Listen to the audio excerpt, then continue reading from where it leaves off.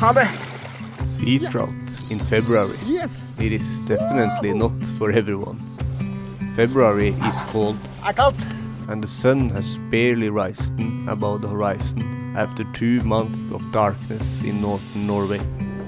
While most people associate February with skiing and the northern lights, for me it is the start of the fly fishing season. Let me explain. 3. februar. Nord for polarsirkelen. 28 minus. Årets første kjøretur.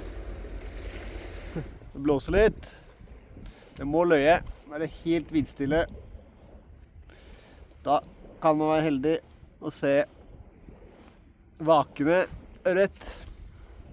Fiske med femmerstang. Flytsnøre.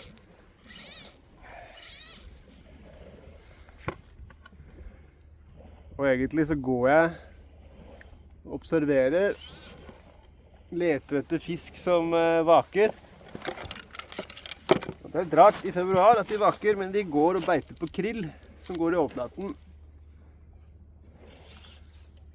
Og da kan man av og til se en hode, eller en hale, eller noe som bryter overflaten. Og da gjelder det å være klar. Uten hansker har man 2 kast for det blir iskaldt. Med hansker så har man noen par kast til. Nå gjelder det bare å finne en vakre fisk, og så er det å kaste. Strippe. Så. In past years, I witnessed a rising fish bonanza. Dozens of sea trout surfacing together, feeding on krill. It is enough to get any fly fisher's heart racing. But you never know if the day will bring rising silver or just a chilly trip to the shore. Luckily, it doesn't take long before the first trout appears. Her vaker det igjen. Her vaker det fisk igjen. Her er det bare å fiske. Skikkelig vaking. Men der skal vi prøve oss på, vet du. Det blir nok knallbra. Steadyvakende sjøørret. Februar. Nord for polarsirkelen. Er rått. The feeling of seeing the first rise of the year is incredible. You go from having no faith to believing you can move mountains. Rett ut før vaka det. Der igjen. Så legger det ut.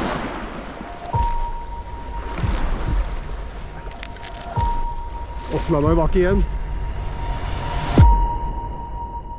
Kom igjen. Der! Ja! Yes! Over første.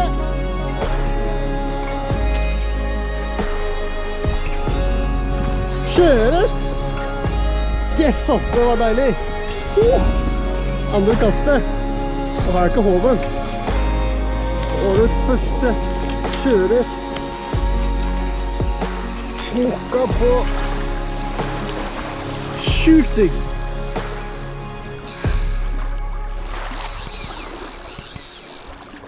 Sjukt digg. Da fikk jeg fisk. Deilig. 3. februar. Vi må slippe. Ha det. Ha det bra. Ha det. Yes! Yes! Deilig. Jeg tok på andre kastet.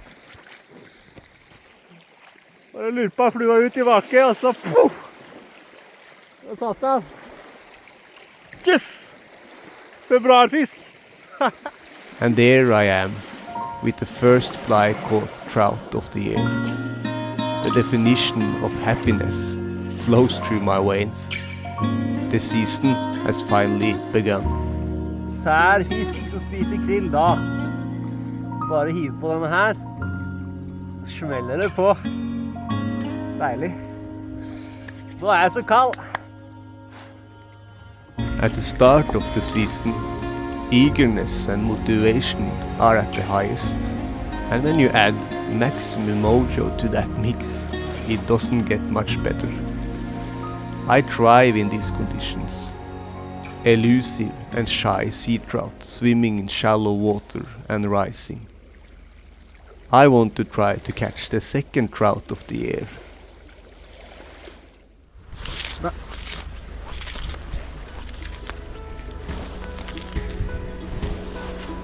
Good den her. Ja! Ja! Yes! Yes!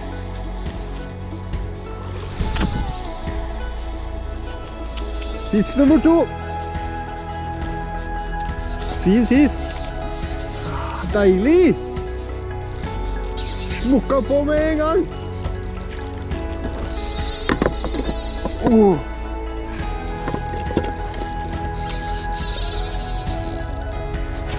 Deilig! Så tar vi.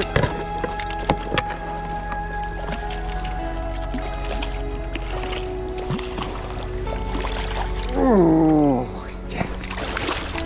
Ja, fikk vi den! Fisk nummer 2. Deilig! Endelig nummer 2. 2 sjøørreter. Ha det bra. Ha det bra. Yes! 2 fisk. Det er så digg. Kjenner ikke at det er kaldt engang. Yes. Og det vaker jo, vet du.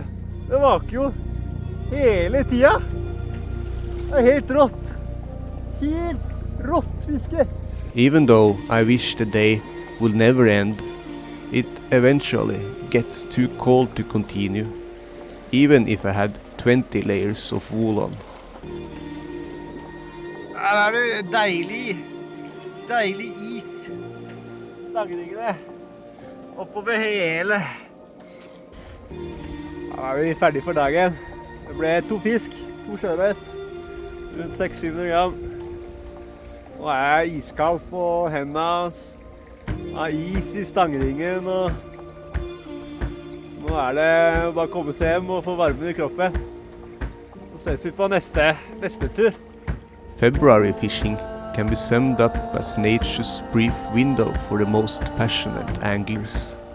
It is a teaser for what to come later in the season, and it's absolutely fantastic.